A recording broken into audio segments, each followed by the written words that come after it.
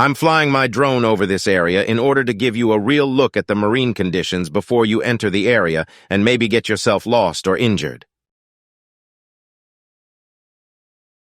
There is a natural rhythm that you should try to achieve when sailing across oceans. Many days were just made for no progress.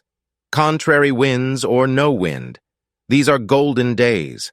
They are gifts from the gods. Some days were made for swooping along on sparkling diamond seas with a bubbling white wake. Other days are cold and wet and melancholy, made for a big card game or a good book. If you can feel the rhythm and move to it, your life will be enriched.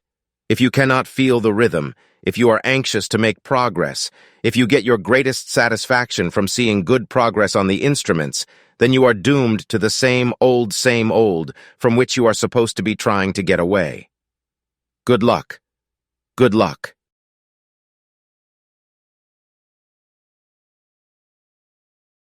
If you plan to navigate this part of the world, then it would be extremely sensible to buy the Navigation Pilot book at Amazon.